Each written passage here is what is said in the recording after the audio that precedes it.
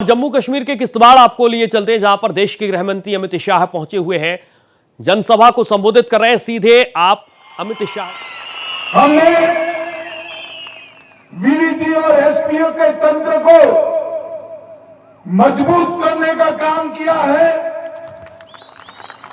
303 की पुरानी भारी राइफलों की जगह इनको एसएलआर से लैस कर रहे हैं और इसके साथ साथ एक ऐसी सुरक्षा ग्रिड भी खड़ी कर रहे हैं, जितने लोगों को आने की इच्छा हो कहीं से भी आ जाए, सबका अंत यही पहाड़ियों में करने का काम हमारी सेना और हमारे जवान करेंगे।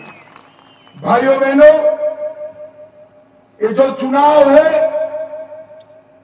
ये चुनाव स्पष्ट रूप से दो ताकतों के बीच में, एक और एनसी और कांग्रेस है और दूसरी ओर भारतीय जनता पार्टी है। एनसी और कांग्रेस कहती है कि अगर हमारी सरकार बनी तो हम धारा 370 को वापस लाएंगे। आप मुझे बताओ भाइयों बहनों, धारा 370 वापस आनी चाहिए क्या? गुर्जर भाई भी बताएं, आनी चाहिए क्या? ये आपको जो आरक्षण मिला है ना, पहाड़ियों को, गुर्जर भाइयों को, वो आरक्षण धारा 370 के रहते मिल नहीं सकता। मगर आप चिंता मत करो, मैं कश्मीर का माहौल देख रहा हूं। ना फारूक अब्दुल्ला की सरकार बन रही है, ना राहुल बाबा की सरकार बन रही है। आप चिंता करने की जरूरत नहीं। मैं आपको बताकर जाता हूं, मोदी जी ने धारा 370 जो हटाई, वो अब इतिहास का पन्ना हो गई है। भारत के संविधान में धारा 370 के लिए कोई जगह नहीं है, कोई नहीं। ये पंडित प्रेमनाथ डोगरा की भूमि है। अब कभी भी जम्मू कश्मीर में दो प्रधान, दो विधान, दो झंडे कभी नहीं हो सकते। झंडा एक ही होगा, हमारा प्यारा तिरंगा होगा और कोई नहीं। भाइयों बहनों, वो कह रहे हैं कि अगर हमारी सरकार आई तो हम आरक्षण पर पुनर्विचार करेंगे।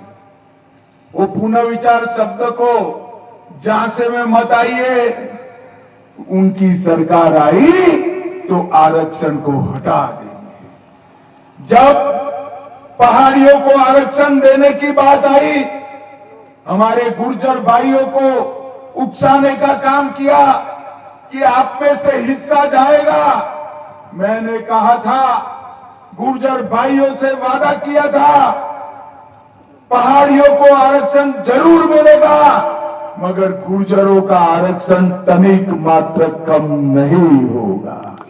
और आज गुर्जरों का आरक्षण जस का तस रखकर पहाड़ियों को आरक्षण देने का काम नरेंद्र मोदी सरकार ने किया है। नरेंद्र मोदी सरकार। मैं आज ये दूर सुदूर पहाड़ पर बसने वाले सभी अभिभावकों को कहने आया हूं कि वो दिन लग गए कि आपके बच्चों को ग्रेजुएशन नहीं किया जाता था, करने की संभावना नहीं थी। अरे ग्रेजुएशन छोड़िए साहब, ट्राइबल रिजर्वेशन है आपके पास, पहाड़ियों के पास, गुर्जरों के पास। आपके बच्चे कलेक्टर और डीएसपी बनकर देश भर में काम कर सकते हैं। ये अधिकार नरेंद्र मोदी जी। भाइयों बहनों, उन्होंने कहा है कि हम हमारे परिवारों की सरकार चलाएंगे।